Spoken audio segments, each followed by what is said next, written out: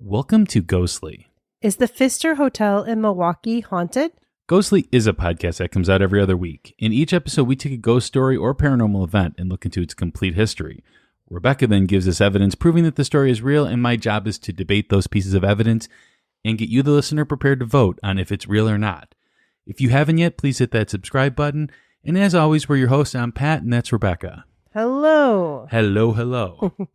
So I am super excited about this because doing a Milwaukee episode is kind of like doing a suburb of Chicago episode. Yeah, I'd call Milwaukee a suburb of Chicago. I'm sure they would love that. I'm sure they would hate that, but I'm just saying the amount of times I've been to Milwaukee, it just feels like it's closer. And Milwaukee is a magical place to me because every time I go, I see a different side of the city there. Oh, okay. Yeah, I mean, I've gone by the Safe House, I've gone by Summer Fest, and I've gone to a couple different areas, and each time it's like, whoa, this looks like this looks like this, and it's totally different each time. It's definitely a more complex city than it appears when you're just driving by it. Yes. Right? I have also been there many times, and I have even been to the Pfister. Oh, have you stayed there? Okay.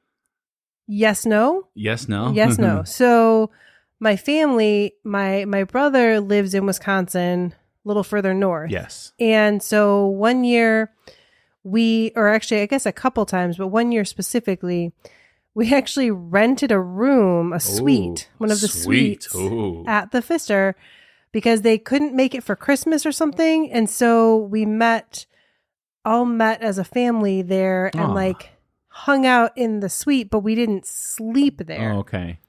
Maybe some of us did. I don't think so though. I know I didn't. So it's a luxury hotel though, right? It is. It's beautiful. It was so nice, and it was beautiful Christmas time. All of that. So I have a lot of Victorian art and stuff. Yes. There. Oh my gosh, it just definitely stands out.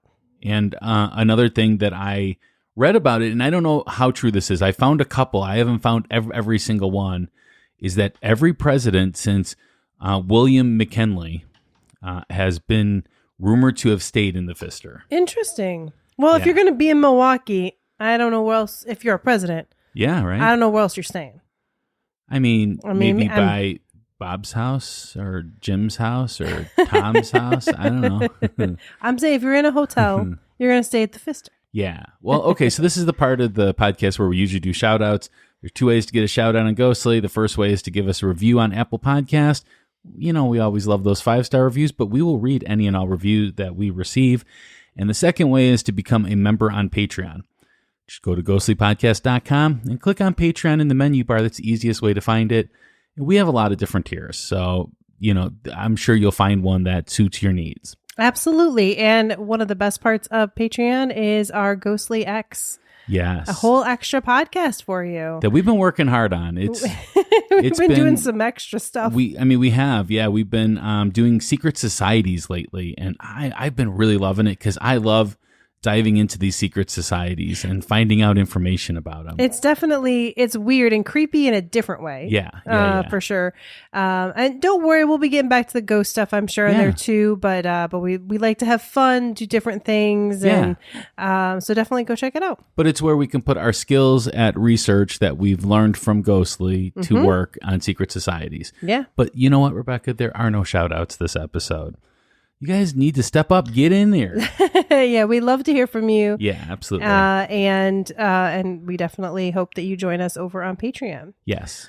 All right, so I do have listener mail. Okay. This is one that we got and pretty recently, and I was so excited because it came with a picture of a dog. Oh, nice. Doggy. So we appreciate that. Always love to see the pets. And so this is from a woman called, I think, Carissa. Carissa, okay. Is her name. And Thank you, she sent Carissa. she sent us a couple of stories. Okay. So I am excited. All right. First off, I love the podcast. Aww. Ghostly was the first podcast I started listening to during COVID when repeats on TV were getting boring and working from home required some kind of background noise. Well, we're so excited you chose us. Yeah. I don't mind being background noise. Definitely.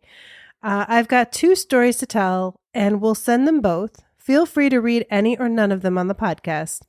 You can use my name, and I've already changed the other names. So, okay. Oh, that's nice. All right. So the first story I should tell is the actual ghost story that I have. I used to work in a museum home in Montana, and this home was, of course, haunted. Ooh. We did ghost tours each October where we retold ghost stories that had been recorded in the, quote, big tour guide book of knowledge. Mm-hmm. And in parentheses, it's where we kept all the stories told to us about anything to do with the mansion, along with any research we did into the items in the home that we were asked about. One summer morning, my fellow tour guide Sally and I were waiting outside for our manager to come unlock the mansion and turn off the alarms. We were dressed in period attire, so it was obvious to anyone walking by that we worked there. While we were waiting, we were approached by a lady walking a dog through the grounds. She said, I wanted to pass on my apologies to the guy staying the night inside. Sally and I were both very confused. The mansion is locked at night, so no one should be inside. And if someone had broken in, which unfortunately happened quite a few times, there would have been alarms and police showing up. So we exchanged a very confused look, and I asked her what she was talking about. She said she was walking her friend's dog through the grounds early that morning and had decided to walk onto the porch and peek into the windows. While she was walking by the grandma's bedroom, now the office, she saw a man in an old-style nightgown. She figured she must have scared him pretty badly since he scared her. We told her that no one was inside and asked a few more questions to figure out if she was talking about the music room or grandma's bedroom. Then she said, "So you don't pay people to dress up in historical clothes and stay the night?" At this point, we were both sure she had seen a ghost and told her as much. We asked if she was pulling our legs, and she swore she saw what she saw. So to answer some of the questions, the grounds are open 24/7, so people can walk them at any time. This was the first story we'd heard of a man in the grandma's bedroom, and the only ghostly man we'd heard of in the home was Mr. Conrad, who had built the home and later passed inside. Finally, the lady was from out of state, was visiting to help her friend after surgery. She'd never heard of the mansion or its ghosts. Her friend had just told her it was a nice place to walk. Wow, that's an interesting story. I love that it's like, I don't know, I just thought you like paid people to dress up and just like spend the night. I mean, go really far into the period of it. Well, thank you, Carissa. We really appreciate your story, and we always want to hear people's stories. So if you want to send it to us, you can email us at info@ghostlypodcast.com or just use the contact us form right on ghostlypodcast.com. And the other way that we love is to get ghost stories sent in the actual mail. You can send it to P.O. Box number 264, Geneva, Illinois, 60134. You're not going to remember any of that, so just go to the footer on ghostlypodcast.com and get the address there. Yes. Very exciting. So let's just get to the ghost story part then, No. We have something to get to first, of course. What? We have to do the polls. But it's summer. I thought we don't do polls in the summer. Well, unfortunately, we do polls. So, in our last episode, we talked about the Huntington Theater. Yes, we did. In Boston. Yes. We had yes 20% and no 80%. Oh, Rebecca. Jeez. This was bad. I think it is summer. Yeah. Maybe not as many votes. I don't know. I don't think there was as many votes. I think people are slacking on that. But the overall rating was 2.8, and that is like between 1 through 10, how haunted people think it is. That's pretty low. There was 110 there, someone that had worked there, actually. I was just going to say, I almost picked that as my listener mail for today, but I think we'll wait on that one. But we read them on Ghostly X, though. But we definitely read it on Ghostly X, and maybe I'll share it on here sometime, too. Yeah. All right. So I do have a ghost story. Okay, awesome. Are you ready? Yes. Okay. I was born ready.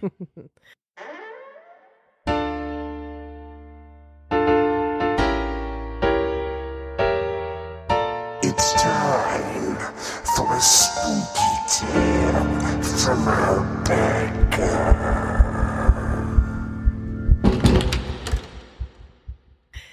Have you ever had a ghostly experience on a work trip? Ding, ding, ding. I would never have thought that would happen, but it just did. I had to go to Milwaukee for work, and I ended up staying at the famous Pfister Hotel.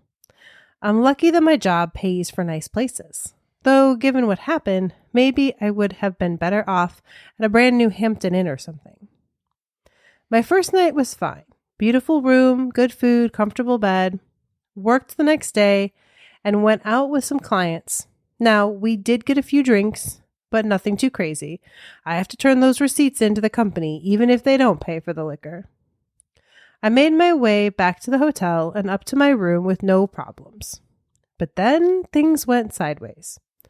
I was getting ready for bed when I thought I heard knocking out in the hallway. I turned down the TV to make sure it wasn't on my door.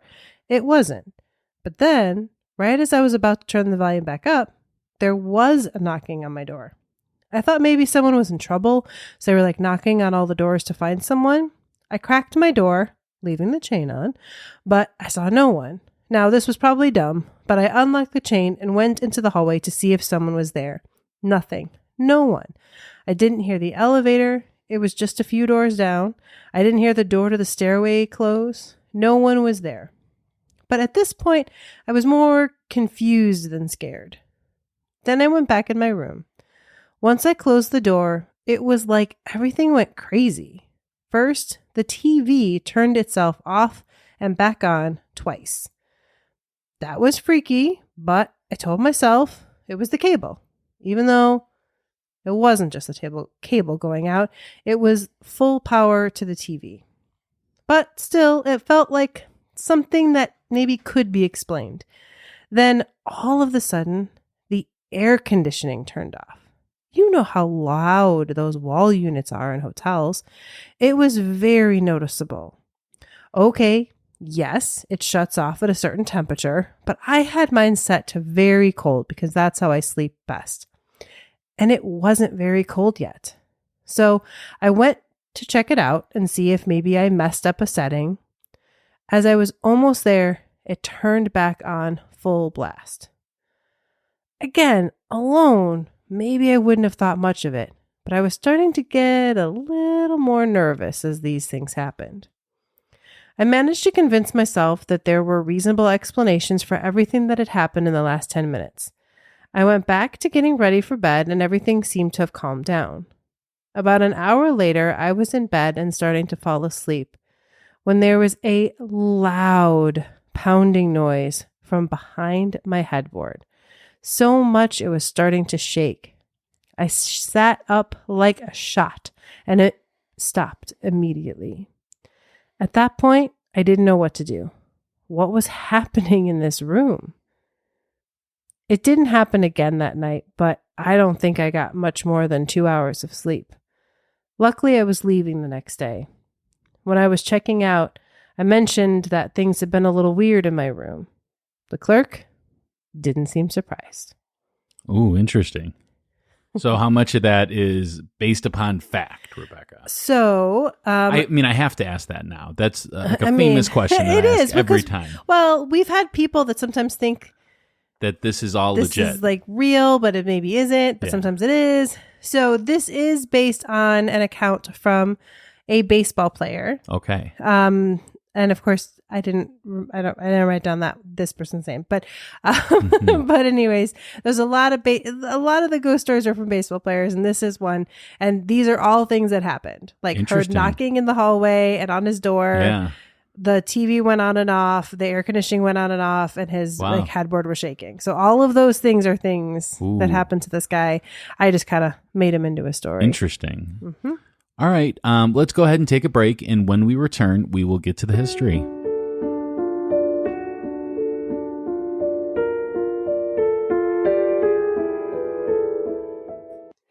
Pat, what do creepy stories, funny ghost memes, and inside ghostly information have in common?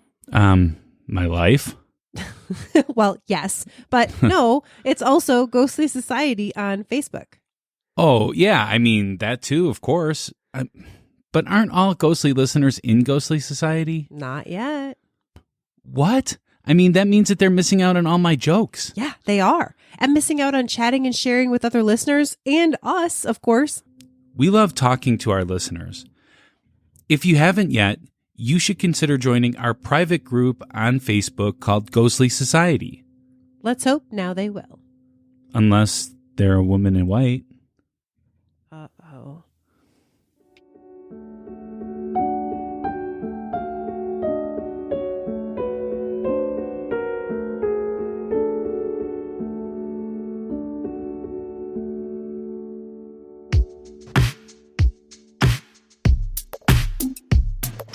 Pat's Facts.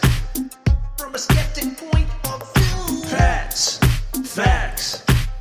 He presents it all to you. Pat's Facts. Facts. The Pat Facts are sponsored by Tarot by Ta. Ta is a professional tarot card reader with over 20 years of experience. He reads at numerous public events, private parties, and personal appointments throughout the greater Chicagoland area. He also does his readings worldwide using online services like Zoom. And the interesting thing about Ta is that he's hashtag Team Skeptic too. Mm-hmm. So that gives a different kind of vibe to his readings, I would imagine. But people say that his readings are amazing. They do, yeah. I've heard numerous people. Yeah. To find out more about Ta, visit and like his Facebook page at facebook.com/tarot by Ta. So let's just get to the Pat Facts. Pat Facts! So, Rebecca, do you have a lot of dreams? Yes. I mean, like things you want to do? Oh, of course. Imagine if you had dreams and money. Oh, man, that'd be amazing. Because I am a total dreamer. I have tons of dreams, but no money to do them. So. Right? I mean, if I had the money, man. Well, when a successful businessman has a dream, things start to happen. Okay. So we have Guido Pfister. He was. I would say Guido, but it could be Guido. Guido. Don't know. Okay, Guido it is then. Guido Pfister was a rich businessman. Born in 1818 in Germany, he learned the tanning business. In 1845, he migrated to the U.S.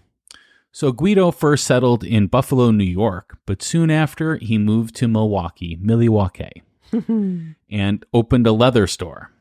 In 1853, it became the Guido Pfister Tanning Company. Okay. In 1872, the firm name was changed to the Pfister and Vogel Leather Company. And for a number of years, it was one of the largest leather companies in the Midwest. Leather. And now, like, the Midwest is known for trading because it's right in the middle of everything. You bet. Everything can go every different way. So when people say it's like really large, it's probably going to be the largest in like anywhere around the area. Oh, Chicago has a lot of like the largest train yards, Mm-hmm. the largest shipping yards, the largest this and that because of the location. Yeah, you're close to water, you're close to the train, Yep. all the things. So Guido was also instrumental in constructing a canal system in the Menominee River Valley, and for a time operated a large branch tannery in the Manitowoc County. In his life, he went by many titles. He wore many hats, Rebecca. Okay. He was director of the Milwaukee and Northern Railroad Company. Oh, jeez. He was president of the German Exchange Bank. He was trustee of the Northwestern Mutual Life Insurance Company. And there's just so many more titles. Now, I wonder if he did all those things while still being owner of the tanning company. Probably. I mean, they probably let you do that back then. Yeah. In 1859, he had a son named Charles Pfister. In 1889, Guido and Charles held stock in the Milwaukee Hotel Company and ended up, like when these businessmen, they own some stock, they want it all. Oh, I see. So they ended up paying enough money to get the majority of the shares. So that means that they get to decide what happens with that. Okay. Guido had this vision, though, all along, of building the greatest hotel in Milwaukee. I mean, he's got famous friends, fancy friends. He wants them to have a place to stay. He wants to prove Milwaukee is a great town. Absolutely. But sadly, in 1889, Guido died before having this vision come to light. Aw. Leaving all the stocks and a ton of money to Charles. Well, all right. Good for Charles. So Charles made good on his father's dreams. He put $1 million down to build the Pfister Hotel. Wow, $1 million In those back days, in yeah. 1889. Jeez. Yeah, it was crazy. And it opened in 1893, which was the same year as the Chicago World's Fair. Good timing. Now, let me say, the Pfister Hotel featured groundbreaking inventions such as fireproofing, electricity throughout the hotel, and individual thermostat controls in every room. This was like unheard of. I mean, we know how important fireproofing was. Now, of course, I mean, I don't know, but I'm sure today we'd be like, oh my gosh. Yeah, right. But back then, very exciting. It was designed by architect Charles Koch by Charles Koch. The hotel features a Romanesque revival design, but the hotel struggled in its first year, with Pfister losing several $100s a day. With all the fancy? With all the fancy. Wow. There wasn't enough fancy people in Milwaukee in that day to want to stay there. So it wasn't until the state Republican convention in July of 1894 that the hotel was filled to capacity. Okay. It became the home of many political operations and official functions, and was the preferred hotel of visiting dignitaries and celebrities. There you go. It became cool. It did after that. Charles Pfister personally guided the hotel for many years, and he actually lived in one of the suites in the hotel. Wow. Yeah. That's putting money where your mouth is or whatever. Well, I mean, you own this big building, might as well Right. stay in it. It's fancy. Yeah. In 1927, though, Charles had a stroke that left him paralyzed. Oh. So Charles sold the hotel to a longtime employee and someone that he knew forever, Okay. Raymond Smith. Okay. Who I'm sure he probably cared about the hotel. that Absolutely, kind of he stuff. did. Yeah. He did, and he kept it for 45 years or so. Okay. So let's fast forward though to 1962, when after over a half a century of operation, the Pfister was showing its age.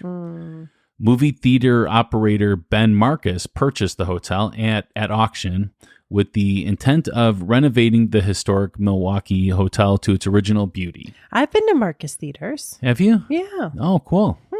As part of the Marcus investment in the property, a new 23-story guest room tower was added in the 1960s as well. Okay. That sounds huge. Yeah, I was just gonna say it's a lot.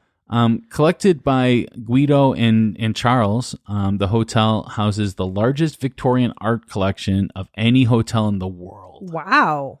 The hotel has held the AAA 4-Diamond Award for 37 years since the inception of the ranking itself in 1977. I mean, again, the one time I was there in the room, but otherwise I've also just met people there, gone, had dinner there. Like, just, it's always beautiful. Yeah. Always beautiful place. It looks like it. I've seen some videos and watched some things, and I've been outside of it. I just never been in it. So it is listed on the National Register of Historic Places as part of the East Side Commercial Historic District. It's in a very interesting location in Milwaukee. It kind of joins the East and West Side together. Okay, yeah. And they say that it's still like a hub of resources and stuff, that people go there often. When I think of it as being like central. Yes. To the city. Yeah. The 1986 National Register nomination states, the Pfister is the last 19th century grand hotel remaining in downtown Milwaukee. Local materials were used in its construction with rock-faced Wauwatosa limestone I love that word, Wauwatosa, for the first 2 floors and cream brick for the 3rd through 8th floors. Indiana limestone and terracotta were used as trim. Changes to the exterior include the removal of the massive stone portico on the Jefferson Street facade and the closing of an entrance on the southeast corner. The main lobby has been refurbished and restored to resemble its original appearance. Yeah, a lot of limestone in this place. Yeah, right? And we all know what limestone does. brings in the ghosts. Maybe. I don't know. We'll see.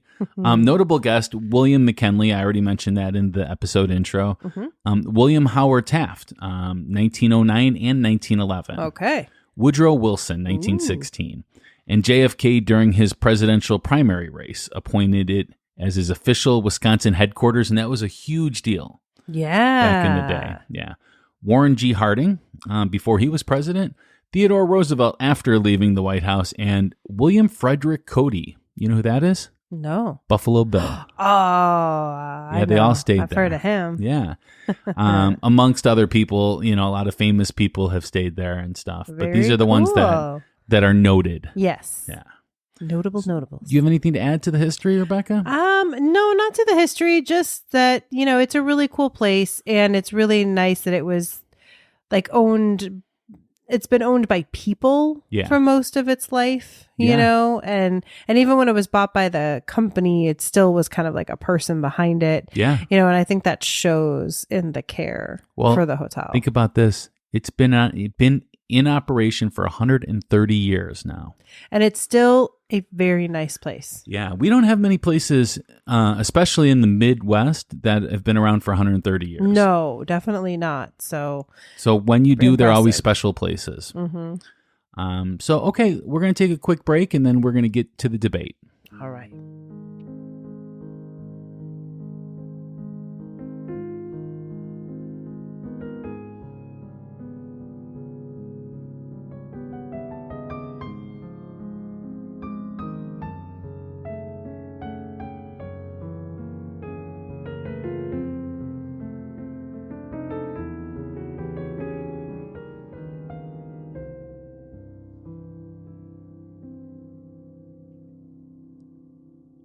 Throughout our time doing Ghostly, we've met a lot of great people.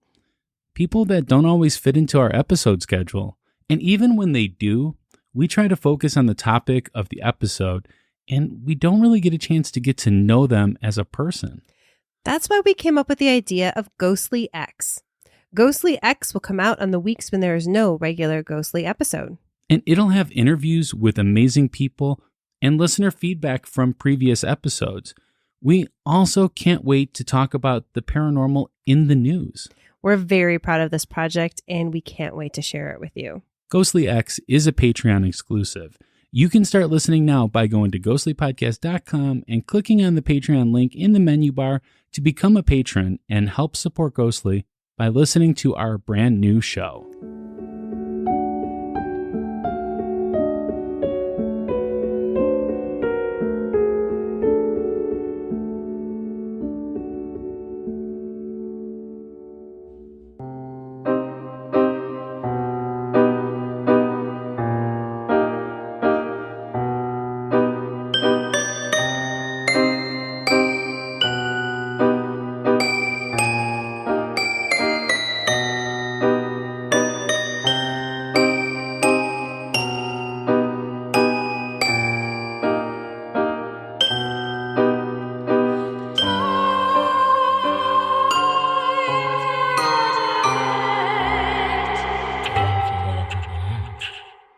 All right, Rebecca, you ready to have this debate here? Yeah, let's do it. All right, I'm ready. Time for some ghost stories. Yeah.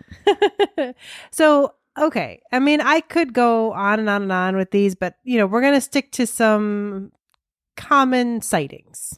Okay. That's where we're going. Just to give you guys a quick summer listen. Exactly. Yeah. Exactly. Okay. So first is kind of the traditional Pfister Hotel ghost story. Okay. Which is that people claim that Charles Pfister, so the son, right, the founder in some ways of the hotel. I mean, I know it was his dad, but yeah, he's really the one that did the building part.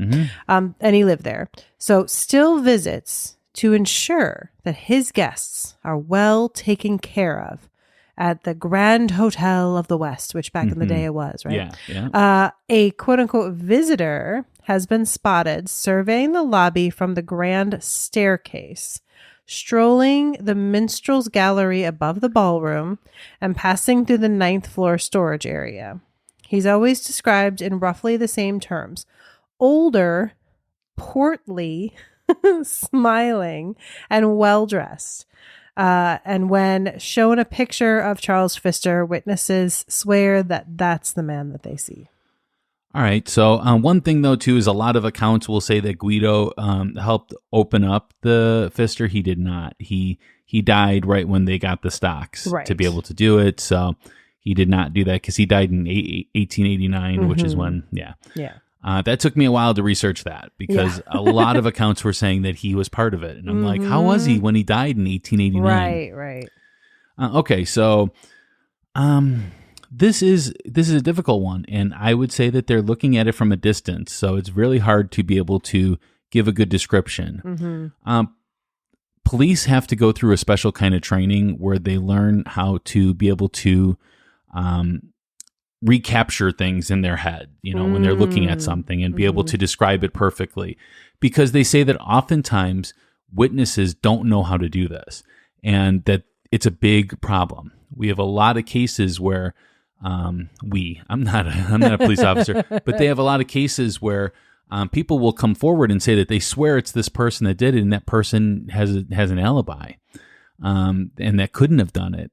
So I'm going to say that this is not something out of the ordinary, and I'm going to say that they're seeing him at a distance. They're just seeing a person, and they're not seeing Charles. I see. So I'm going to have to go 0 on this one because it makes sense that they would be seeing just a normal person to me. Okay. I'm going to give this one a 7. Okay. Because they do, they see the picture and they're like, whoa, that's the guy I saw. And then you start thinking like, wait a minute, because I don't know what the order of things are. I don't know if they see the guy and they're like, that's a ghost. Or is it that they see the guy and then they see like a painting or a picture of him and they're like, whoa, I just saw him. Yeah.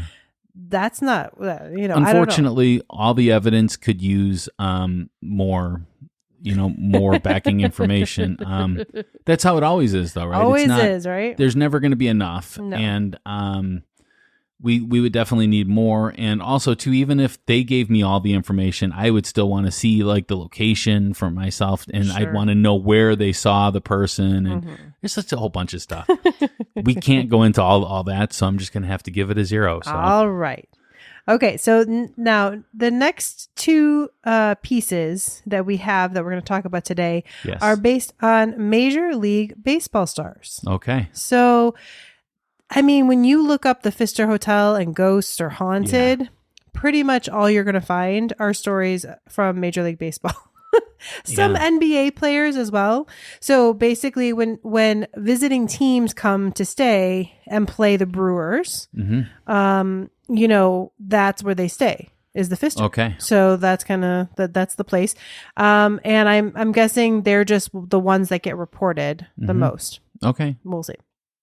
So one of the things, and this is different than the story, but again, it's just another example, is the TV. The TVs there seem to do stuff on their own, is what it seems like. So Brent Rooker, who was, I don't know if he still is, an Oakland Athletic player, and he said that something kept changing the channel in his room.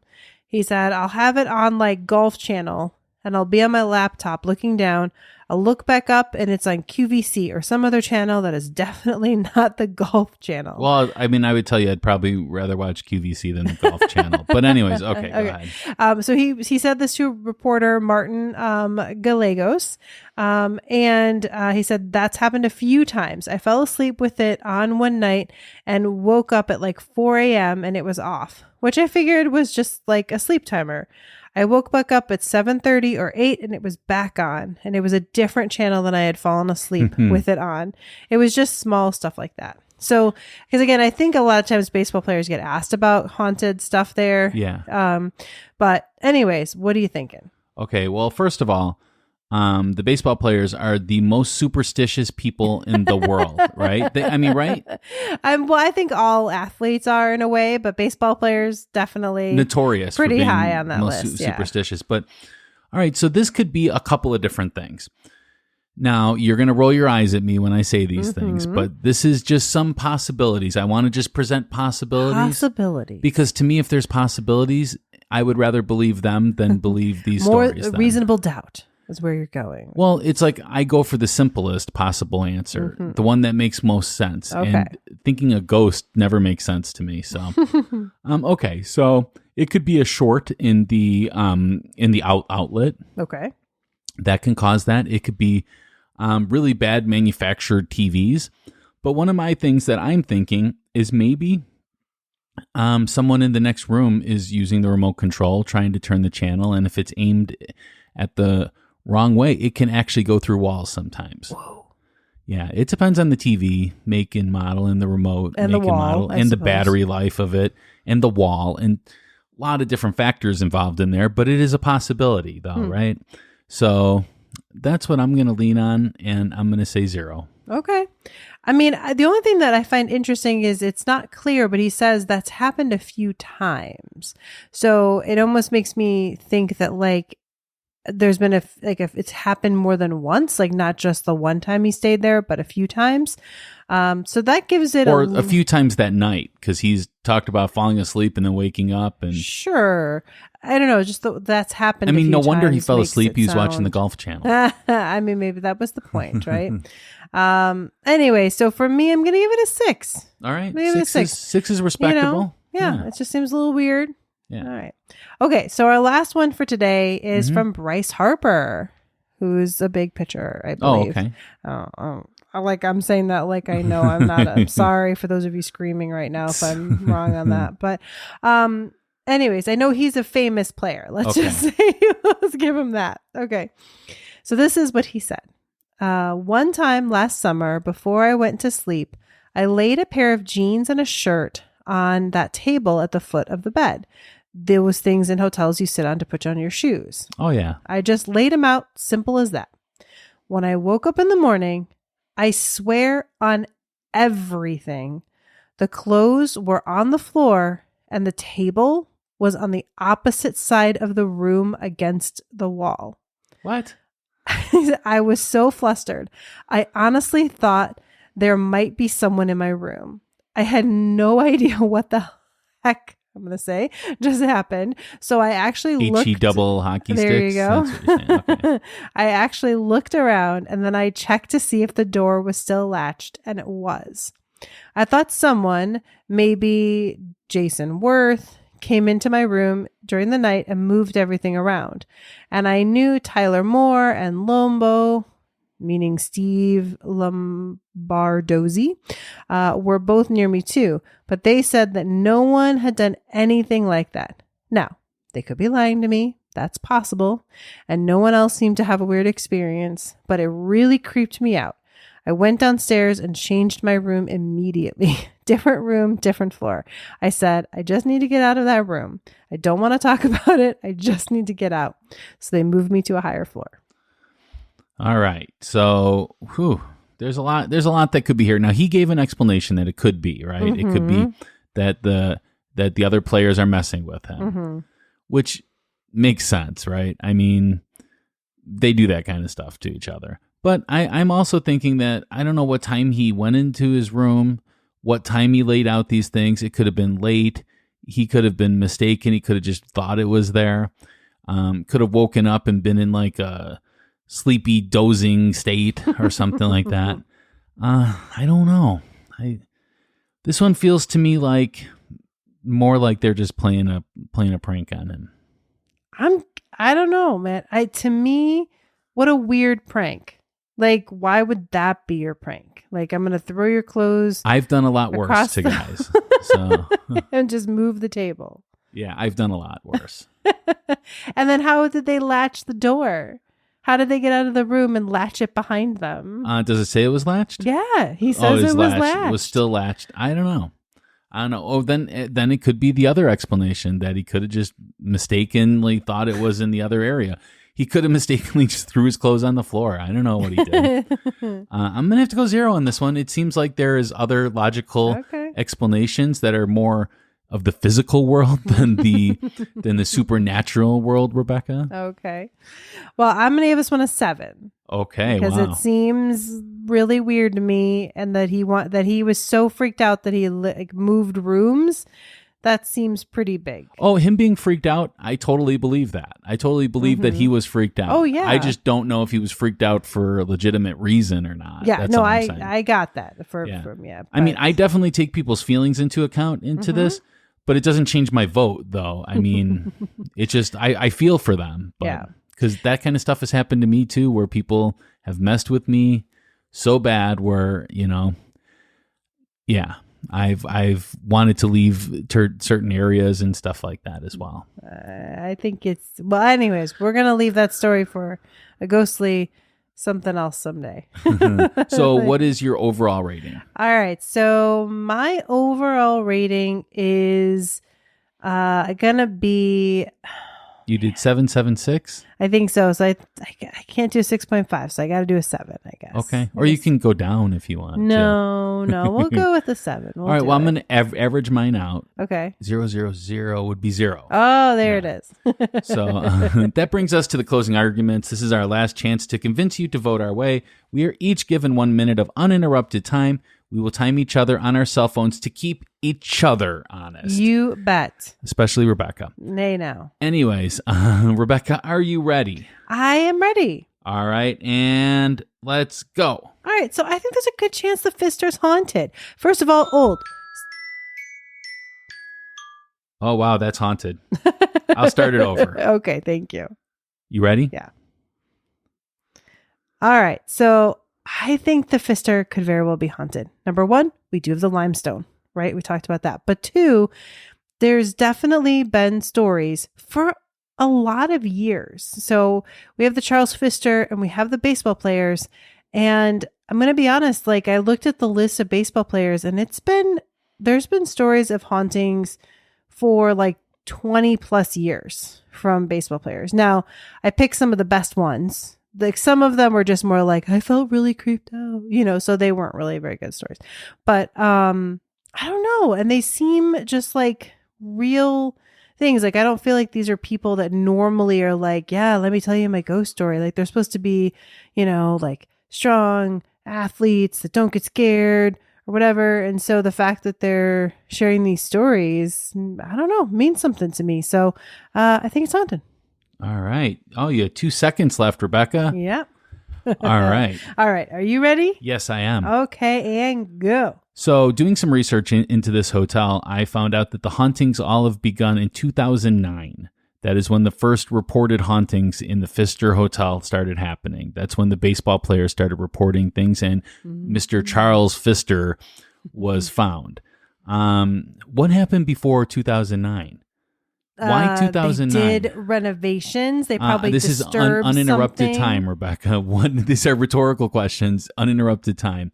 My thought is that these all have just come about because of movies and talking about ghosts and stuff like that, and maybe some ghost podcasts that started off around that time. People became ghost hunters around that time too. So I am just thinking that this is all made up, unfortunately. Not enough evidence to go by. All right. You can have extra time if you want. No, it's okay. It's okay. I'm good. All right. All right. I just got so heated. So I want to thank everyone so much for listening. Please share us with your friends and family, as word of mouth is our best advertisement. Remember to hit that subscribe button if you haven't done so already. I'd like to give a heartfelt and special shout out to our VIP producers, which are part of our Patreon. Yeah. So we have Alicia, Becky, Kim, Ta, Ernie, Cindy, Kevin, Nicole, Jessica, Alice, Austin, Aaron, Hope, and Candy. And on the next episode of Ghostly, we will be talking about the Pavgalia. Pavgalia. We'll learn it. We will learn how to say it. Island in Venice, Italy. And it comes out on July 26th. Until next time, stay ghostly. Bye.